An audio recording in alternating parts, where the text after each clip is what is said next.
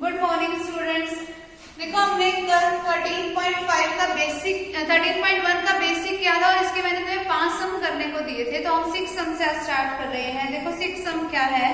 Show using direction ratios that the points 1, -2, 3, 2, 3 and -4 and another point is 0, -7 and 10 are collinear। मुझे इन तीनों points को collinear proof करना है। देखो और यूजिंग किसके करना है, डायरेक्शन रेशियोज की यूजिंग। देखो कोई भी 3 पॉइंट्स कोलिनियर तब होंगे, जैसे अब कोलिनियर करने के लिए हम क्या कहते थे कि अगर कोई ए बी लाइन बीसी के पैरेलल हो गई तो क्योंकि बी उसका कोई कॉमन पॉइंट होएगा तो वो क्या हो गए, कोलिनियर।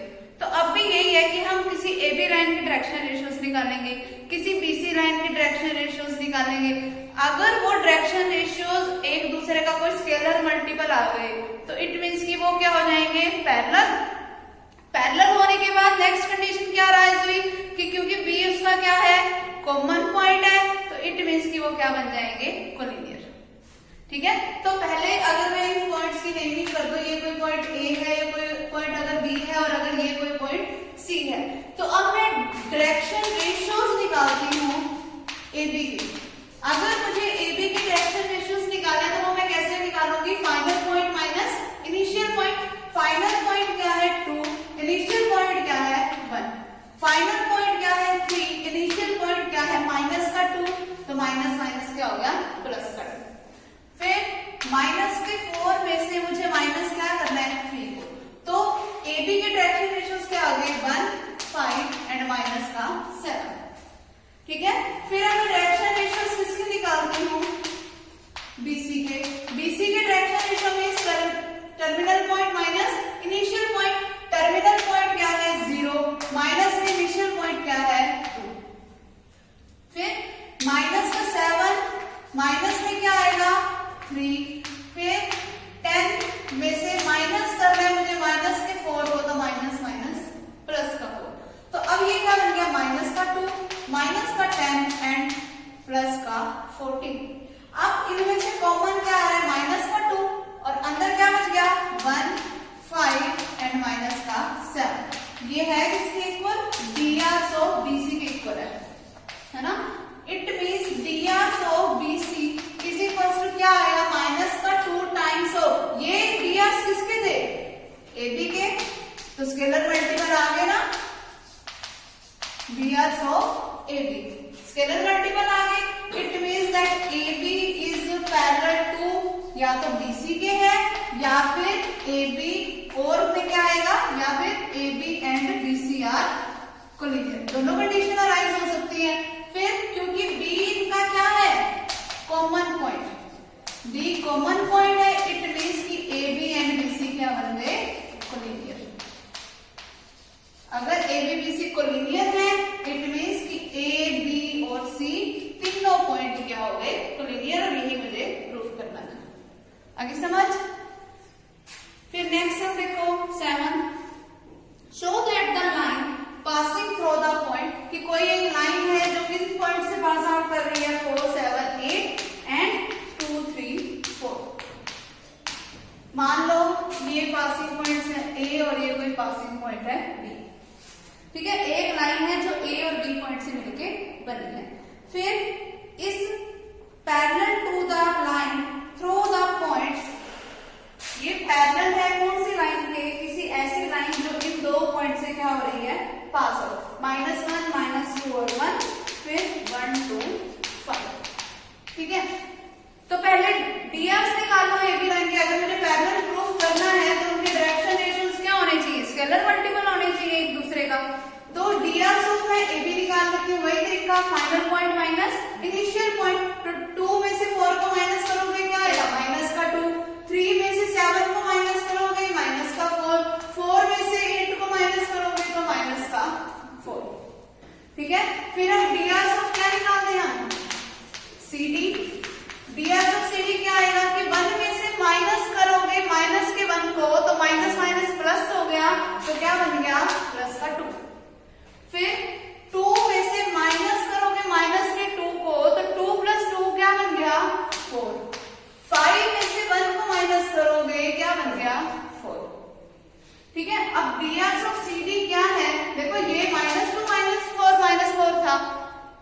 ये माइनस की टर्म्स थी और ये सारी क्या है, प्लस की टर्म। यानी कि अगर मैं इसकी माइनस से मल्टीप्लाई, माइनस एक मैंने बाहर ले लिया और एक माइनस क्या कर दिया अंदर, इसको मैं ऐसे करके भी लिख सकती हूँ ना, दो बार माइनस से मल्टीप्लाई करवाई। इट मींस की माइनस ऑफ, अब ये क्या है, dr ऑफ AB है, ठीक है। तो dr of CD is equal to the minus 1 time of scalar multiple of dr of AB। It means बना क्या, that AB is parallel to CD। अब AB पैरेलल टू CD है तो मुझे क्या प्रूफ करना था, देख लो कि पैरेलल ही प्रूफ करना था उसमें, आगे समझ। नेक्स्ट देखो, find the angle between the lines. मुझे एंगल निकालना है कोई दो लाइंस के बीच में जब उनके डायरेक्शन कोसाइंस दोनों लाइनों के दे रखे हैं। फर्स्ट लाइन के जो डायरेक्शन कोसाइंस है वो क्या है, 1/2 माइनस 1/3 प्लस का 1/4। सेकंड जो लाइन है उसके जो डायरेक्शन कोसाइंस है वो मुझे क्या दे रखे हैं, 1/3 1 एंड 2/3। अब मुझे इन दोनों लाइनों के बीच में एंगल निकालना। देखो फर्स्ट जो लाइन है जिसके डायरेक्शन कोसाइंस है, अगर मैंने उसको कोई L1 M1 और N1 नाम दे दिया तो L1 की वैल्यू क्या है, 1/2, M1 की वैल्यू क्या है, माइनस का 1/3, N1 की वैल्यू क्या है, 1/4। सेकंड लाइन की जो डायरेक्शन कोसाइंस है, अगर मैंने उसको L2 नाम दे दिया 1/3, M2 क्या है 1, N2 क्या है 2/3। तो दोनों लाइंस के बीच एंगल निकालने का फॉर्मूला क्या था, cos थीटा का। cos थीटा किसके इक्वल था, L1 L2 plus M1 M2 plus N1 N2, यही था cos थीटा निकालने का फॉर्मूला। तो क्या बनेगा, cos theta is equal to L1 की L2 के साथ मल्टीप्लिकेशन, यानी कि 1/2 की 1/3 के साथ 1/6, M1 की M2 के साथ तो माइनस 1/3 की 1 के साथ तो क्या आ गया, माइनस का 1/3। फिर प्लस में क्या है, N1 N2, N1 की N2 के साथ कराओगे मींस 1/4 की 2/3 के साथ कराओगे तो क्या आएगा, 1/6, 2/12 बनेगा मींस 1/6 हो गया। फिर अगर इसका सिंपली एलसीएम लेके इसको सॉल्व करो, क्या आएगा एलसीएम, 6 1 माइनस 2 प्लस 1 तो 0 डिवाइड बाय 6, जिसका मतलब क्या हुआ, 0। cos थीटा की वैल्यू 0 है, मतलब cos थीटा की वैल्यू 0 होती किस पे है, 9 cos 90 डिग्री पे। इट मींस कि थीटा क्या हो गया, 90 डिग्री। समझ आ गया, ये इसका आंसर आ गया। इट मींस कि दोनों लाइनें एक दूसरे के क्या थी, परपेंडिकुलर।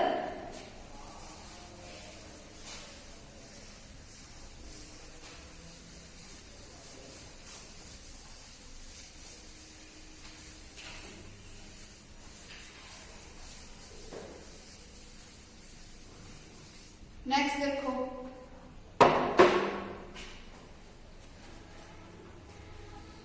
अब देखो इसके जो सेकंड वाला जो पॉइंट है उसमें मुझे डायरेक्शन रेशियोज दे रखा है, मतलब मुझे A1 B1 C1 और A2 B2 C2 की वैल्यू दे रखी है। तो cos थीटा का डायरेक्शन रेशियोज की टर्म में हम फॉर्मूला लगा देंगे, वो क्या था, A1 A2 plus B1 B2 plus C1 C2 divided by root of A1 square plus B1 square plus C1 square into में root of A2 square plus B2 square plus C2 square. सारी values मुझे पता है, सिर्फ वो values put करके उसको solve करना है, ठीक है। नेक्स्ट हम देखो 9, if A B C D are the points, A B C D तीनों पॉइंट्स मुझे दे रखे हैं। A पॉइंट क्या है, 3 4 5, B पॉइंट क्या है मेरे पास 4 6 3, C पॉइंट क्या है -1 2 4, D पॉइंट क्या है 1 0 and 5। Find the angle between AB and CD। अब मुझे AB और CD के बीच में एंगल निकालना है। अगर मुझे AB लाइन और CD लाइन के बीच में एंगल निकालना है तो या तो मुझे AB लाइन के डायरेक्शन रेशियोज पता हो, क्योंकि दो लाइनों के बीच एंगल निकालने का दो तरीके हैं, या तो मुझे उनके डायरेक्शन कोसाइंस का फॉर्मूला मैं यूज करूं या मैं उनके डायरेक्शन रेशियोज का फॉर्मूला यूज करूं, यही तरीका है। तो पहले मैं DRs निकाल लेती हूँ, direction ratios of AB line. अब देखो AB लाइन के डायरेक्शन रेशियोज क्या होंगे कि B में से माइनस किसको कर दें हम, A वाले को, B में से A को माइनस करोगे, 4 में से 3 को माइनस करोगे 1, 6 में से 4 को माइनस करोगे 2, 3 में से 5 को माइनस करोगे माइनस का 2। AB लाइन के डायरेक्शन रेशियोज आ गए, मतलब वैल्यू किसकी आ गई, A1 B1 एंड C1। आगे समझ। फिर हम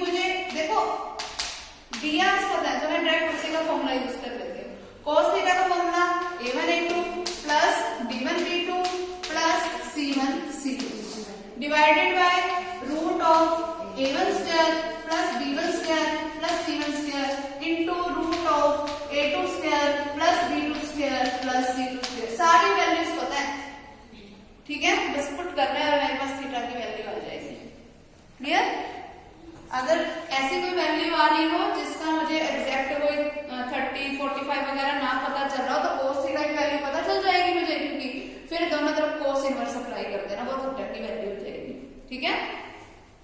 नेक्स्ट देखो क्या है हमारे पास, show that the line passing through these points is perpendicular to this line.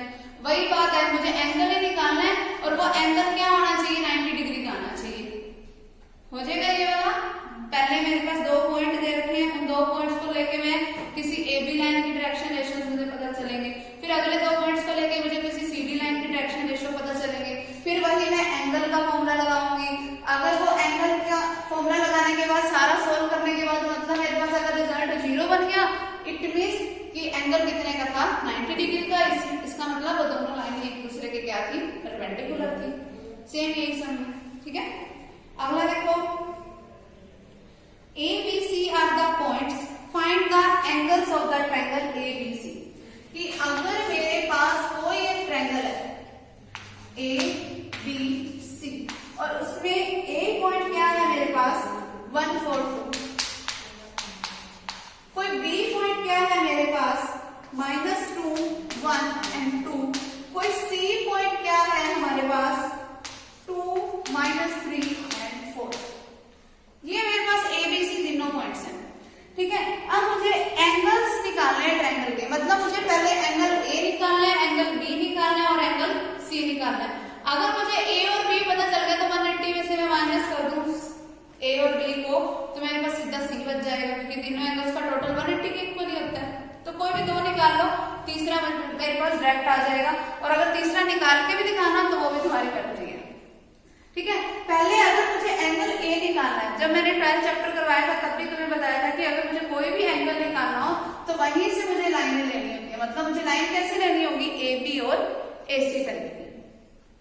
अगर मुझे एंगल ए निकालना है तो मतलब मुझे लाइनें कौन सी लेनी है, ए बी और ए सी। इनिशियल पॉइंट जो होगा वो मेरा ए होगा, ठीक है। अब पहले मैं डी आर निकाल लेती हूँ ऑफ ए बी। अब AB लाइन के डीआर क्या होंगे, AB के चाहिए मुझे डीआर, B हमारा टर्मिनल पॉइंट है, A हमारा इनिशियल पॉइंट है, तो B में से A को क्या कर दिया माइनस के 2 में से माइनस करें हम 1 को, क्या आएगा -3, फिर 1 में से माइनस करें 4 को -3, फिर 2 में से माइनस करें 2 को 0, यानी कि ये मेरे पास वैल्यू होगी A1 B1 और C1 की। फिर अब मैं डीआर किसके निकालूं, ऑफ AC। अगर मुझे एंगल A निकालना है तो AB, उसके बाद नेक्स्ट AC। अब AC के लिए हम करेंगे क्या, टर्मिनल पॉइंट क्या है C, उसमें से माइनस करना है A को, 2 में से माइनस करोगे 1 को, क्या बनेगा 1, -3 में से माइनस करोगे 4 को, -7, 4 माइनस करोगे 2 तो 2। तो ये मेरे पास वैल्यू क्या आ गई, A2 B2 C2। अब मुझे निकालना क्या है, angle A means cos of A. वो क्या होगा, A1 A2 plus B1 B2 plus C1 C2 divided by root of A1 square plus B1 square plus C1 square into root of A2 square plus B2 square plus C2 square. सारी values पता है, dispute करनी है। वो मेरे पास कौन सा angle आ जाएगा, एंगल ए हो जाएगा। फिर अगर मुझे एंगल बी निकालना है तो उसके लिए मुझे कौन कौन से लाइंस के डीआर लेने पड़ेंगे, एक तो मुझे डीआर निकालने होंगे।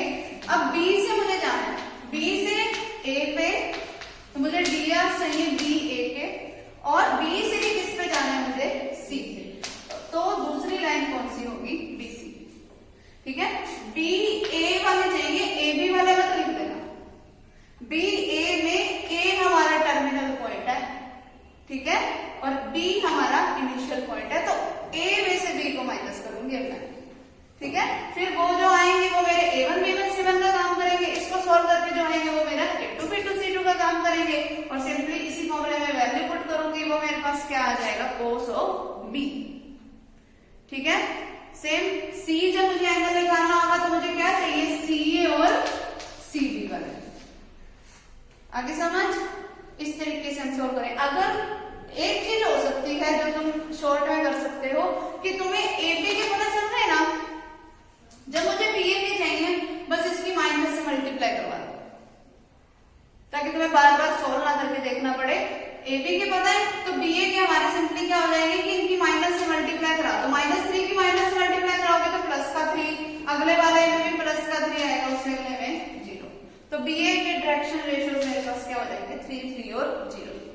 ये शॉर्ट में कर सकते हो तुम, ठीक है, लेकिन वही मत लिख देना, ये ध्यान रखना, वरना डायरेक्शन चेंज हो जाएगी। और हम बात ही कर रहे हैं, देखो नाम में ही है डायरेक्शन रेशियोज, मतलब उसका डायरेक्शन मैटर करता है ना, ठीक है। तो बस उसकी माइनस से मल्टीप्लाई करवा के तुम उसको शॉर्ट बना सकते हो, और कोई तरीका नहीं, ठीक। नेक्स्ट हम देखो,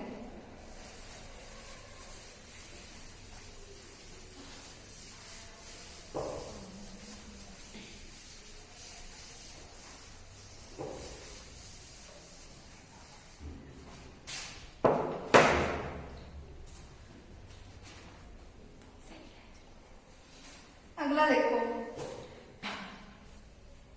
12th sum, find the direction cosines of the sides of the triangle whose vertices are given.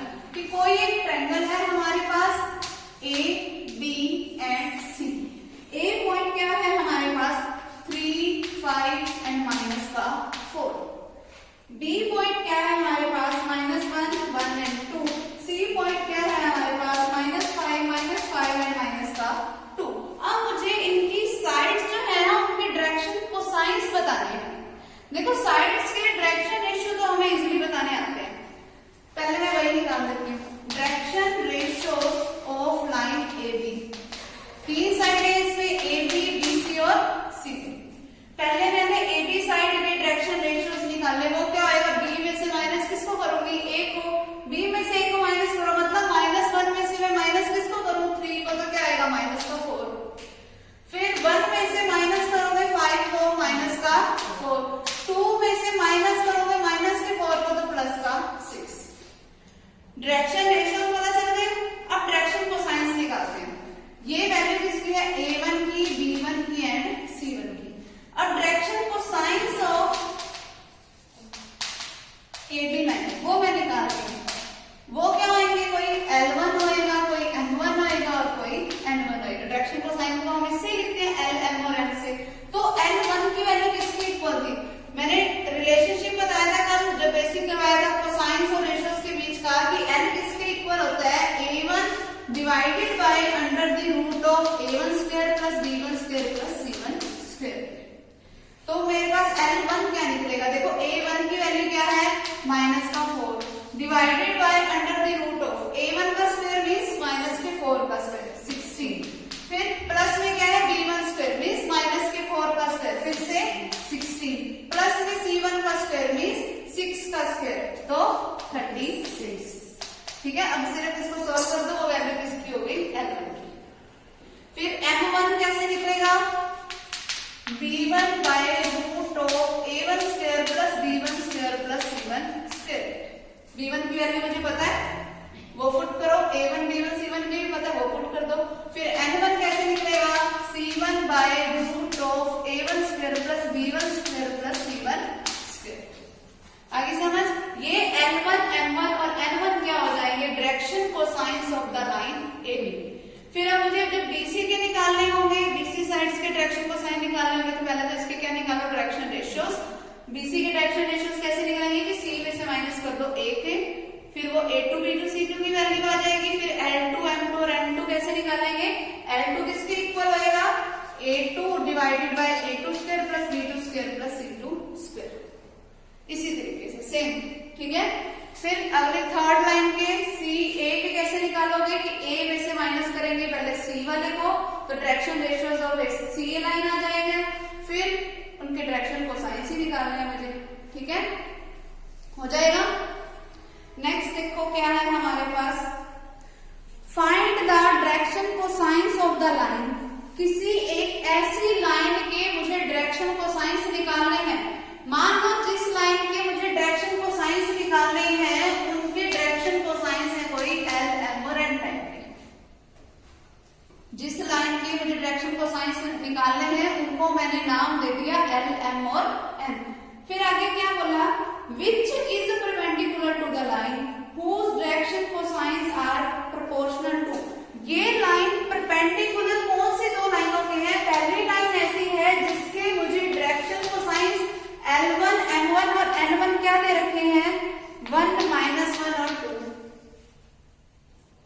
ठीक है। कोई दूसरी लाइन के मुझे डायरेक्शन को साइंस दे रखे हैं, L2, M2 और N2 क्या है 2, 1 एंड माइनस का 1। ठीक है। अब बोला क्या है कि ये लाइन जो है वो इस लाइन के भी परपेंडिकुलर है और यही लाइन इस लाइन के भी क्या है परपेंडिकुलर है। अगर एक लाइन दूसरे लाइन के परपेंडिकुलर होती है तो cos थीटा की वैल्यू इस केस में क्या है 0 है। थीटा 90 डिग्री है लेकिन cos थीटा तो क्या बन गया 0 बन गया। cos थीटा का फॉर्मूला क्या था, जब हम दो लाइनों के बीच एंगल निकालते थे तो फॉर्मूला क्या था L1 L2। अगर किसी एक लाइन का डायरेक्शन कोसाइन को मैंने L नाम दिया, दूसरी लाइन की डायरेक्शन कोसाइन को अगर मैंने कोई L1 नाम दिया तो cos थीटा किसके इक्वल हुआ LL1 प्लस में क्या आएगा MF1 प्लस में क्या आएगा NN1। ये हो गया। अब क्योंकि ये दोनों लाइनें परपेंडिकुलर दे रखी है तो मतलब थीटा की जगह पे क्या रहेगा 90 डिग्री। ठीक है। अब cos 90 डिग्री की वैल्यू क्या होती है 0 इज इक्वल टू L1 की वैल्यू मुझे पता है 1 तो 1 into L M1 की वैल्यू क्या है माइनस का 1 तो क्या आएगा माइनस का M। N1 की वैल्यू क्या है 2 तो प्लस का 2M। तो एक इक्वेशन मेरे पास बन रही है। अगली इक्वेशन देखो, अगली इक्वेशन मैं कैसे बनाऊंगी कि ये वाली लाइन भी इस लाइन पे क्या है परपेंडिकुलर है, यही बोल रखा है ना उसने। अगर परपेंडिकुलर है तो मतलब cos of 90 degree will be equals to LL2 plus MM2 plus NN2। ये बन गया। क्या आएगा 0 इज इक्वल्स टू L2 की वैल्यू क्या है 2, फिर M2 की वैल्यू क्या है 1, फिर N2 की वैल्यू क्या है माइनस का 1 तो 2L plus M minus N किसके इक्वल है 0। दो इक्वेशंस बन गई। अब मुझे इनको सॉल्व करके वैल्यू निकालनी किसकी L, M और N की। अब दो इक्वेशन से तुम डायरेक्ट कोई वैल्यू कैसे निकाल सकते हो वो देखो। तीन अगर तुमने जो 10th में एलिमिनेशन वगैरह या कोई भी जो मेथड पढ़ा हुआ था तो उसमें x और y तुम्हें सिर्फ दो ही वैल्यूज निकालनी होती थी और दो ही इक्वेशन से निकालते थे, है ना। अब यहाँ पर वैल्यूज मुझे निकालनी है 3 और इक्वेशन मेरे पास अब भी 2 ही है। ठीक है। तो वो तो निकालना डिफिकल्टी है हमारे लिए, तो वो हम निकाल लेंगे कैसे वो देखो। सबसे पहले देखो इसको मैं रीराइट कर रही हूँ L minus M plus 2N is equals to 0 और 2L plus M minus N is equals to क्या है 0। ठीक है। क्रॉस मल्टीप्लिकेशन मेथड पढ़ा था ना, वही मेथड का यूज करूंगी। ठीक है। क्रॉस मल्टीप्लिकेशन मेथड क्या था L डिवाइडेड बाय, इनको छोड़ दो। एक तरीके से जैसे हम मैट्रिक्स की मल्टीप्लिकेशन भी क्या करवाते थे कि यहां से यहां जाना फिर यहां से यहां आना, तो L के डिवाइड में क्या आएगा कि तुम -1 की मल्टीप्लिकेशन कराओ -1 के साथ, वो क्या आएगा प्लस का 1 और फिर उसमें से माइनस कर दो 2 into 1। L वाले को छोड़ दिया और M N की आपस में करवा दी मल्टीप्लिकेशन, तो 2 की 1 के साथ मल्टीप्लिकेशन कराई ये। फिर is equals to M divided by, जब भी हम मैट्रिक्स वगैरह लेते थे तो वो एक माइनस का साइन भी लेते थे ना सीधी मल्टीप्लिकेशन कराने के लिए, तो M वाले को छोड़ो 1 की -1 के साथ माइनस का 1, 2 की 2 के साथ -4 आ गया क्योंकि दिस माइनस दिस ऐसे बनेगा। फिर is equals to N divided by, N के डिवाइड बाय में क्या आएगा अंडर द रूट ऑफ, इसको छोड़ दो, इन दोनों की मल्टीप्लिकेशन माइनस इन दोनों की मल्टीप्लिकेशन, 1 की 1 के साथ 1, फिर माइनस में क्या आएगा, अब इनकी आपस में कराओ माइनस माइनस प्लस का 2। आगे समझ, तो क्या बन गया L बाय माइनस का 1 is equals to N divided by minus का 5 और इंटू में माइनस का 1 पड़ा था प्लस का 5। ठीक है। Is equals to N divided by 3। ठीक है।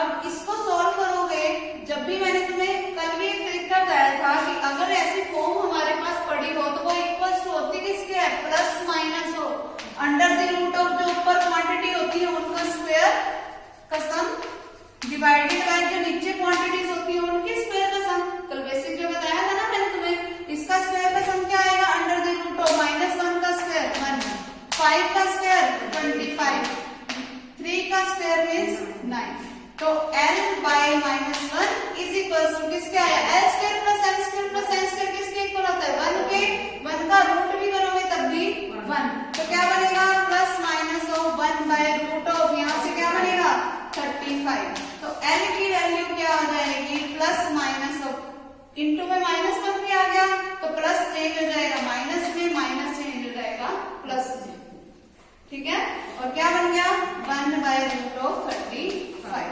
m की वैल्यू क्या बनेगी 5 उधर जाएगा तो क्या बनेगा plus minus 5 by root of 35, n क्या बनेगा 3 उधर जाएगा तो plus minus 3 by root of 35, ये एलएमएन की वैल्यू होगी। आगे समझ, ठीक है, कोई डाउट है इसमें कि हम 2 से इसको कैसे सोल्व करेंगे?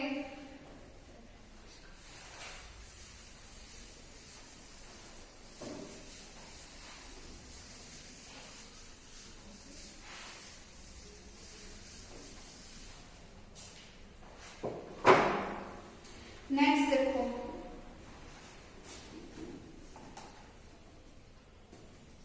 नेक्स्ट सम क्या है हमारे पास, find the projection of the line segment. ये ना प्रोजेक्शन वाला तो बेसिक रह गया था क्या, प्रोजेक्शन का वाला बेसिक निकालो। पेज नंबर 13.14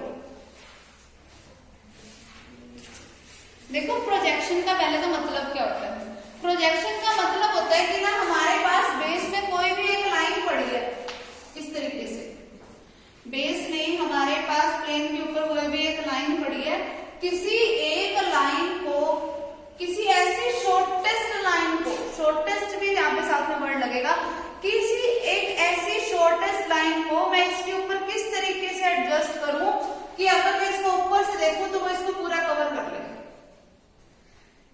जैसे तुम्हारे पास नीचे कोई चीज गिरी पड़ी है, ठीक है, अब जैसे ये इतनी बड़ी कोई ये रोड सी पड़ी है यहाँ, अब ये इस रोड को मुझे कवर करना है तो मैं इस एक हाथ से, सिर्फ अपनी आइज के हिसाब से मैं एक हाथ को किस तरीके से एडजस्ट करूं कि वो उसको कंप्लीटली कवर कर ले, या एक फिंगर को मैं किस तरीके से एडजस्ट करूं कि वो ये छोटी सी फिंगर भी उस कंप्लीट रोड को कवर कर ले, ठीक है, चाहे फिर वो हमारे को कोई ना कोई एंगल बनाते हुए कवर करनी पड़े, चाहे जैसे मर्जी।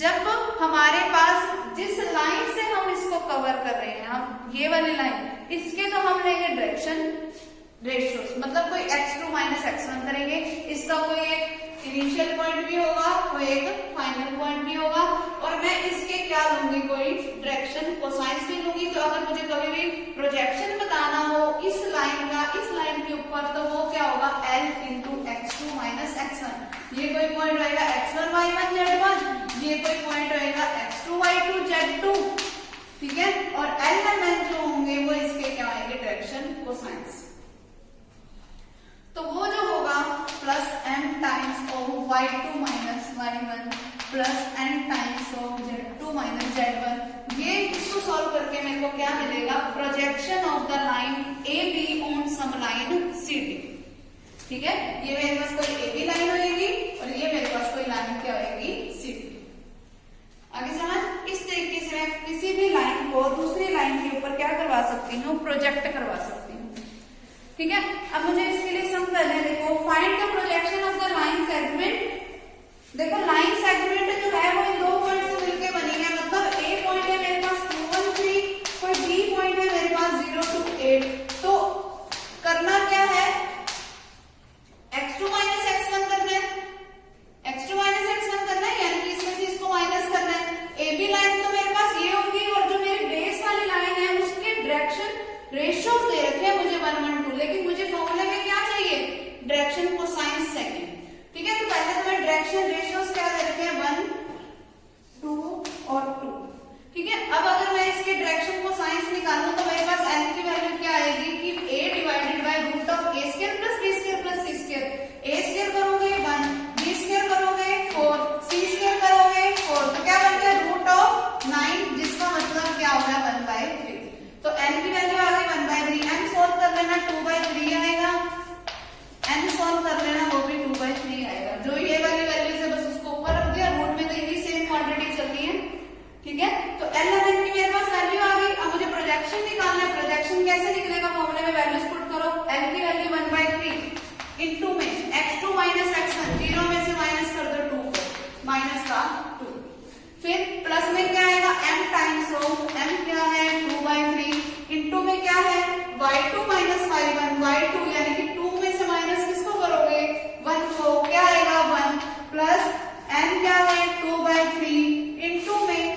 Z2 माइनस Z1 यानी कि 8 माइनस 3 वो क्या हो गया 5। अब इसको सॉल्व कर लो, वो उसका प्रोजेक्शन आ जाएगा।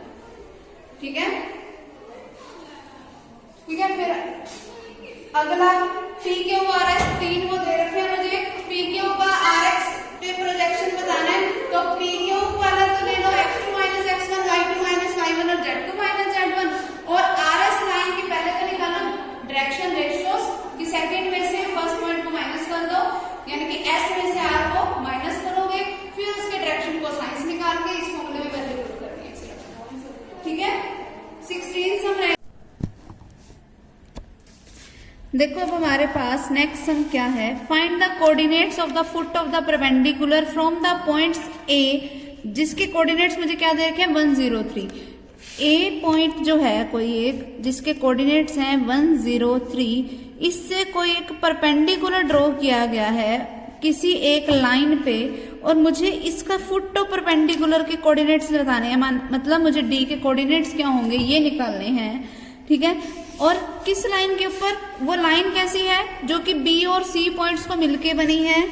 बी कोई एक पॉइंट ले लिया जिसके मेरे पास कोऑर्डिनेट्स हैं 4, 7 एंड 1। सी कोई एक कोऑर्डिनेट ले लिया, सी कोई एक पॉइंट ले लिया जिसके कोऑर्डिनेट्स हैं मेरे पास 3, 5 एंड 3। ठीक है, अब देखो मुझे गिवन क्या है, गिवन ये है कि AD जो है ना वो परपेंडिकुलर है BC के, मतलब AD और BC लाइन के बीच का एंगल मुझे पता है वो क्या है 90 डिग्री का है, और मुझे इस D पॉइंट के कोऑर्डिनेट्स निकालने हैं। तो सबसे पहले देखो, सबसे पहला काम मैं कर क्या लेती हूँ, मैं DRs निकाल लेती हूँ of the line BC। DRs of the line BC हमारे पास हो क्या जाएगा कि 3 में से मैं माइनस कर दूं 4 को, वो क्या आएगा -1। 5 में से माइनस करूं 7 को, वो क्या हो गया मेरे पास -2। 3 में से माइनस करूं 1 को, तो वो क्या हो गया 2।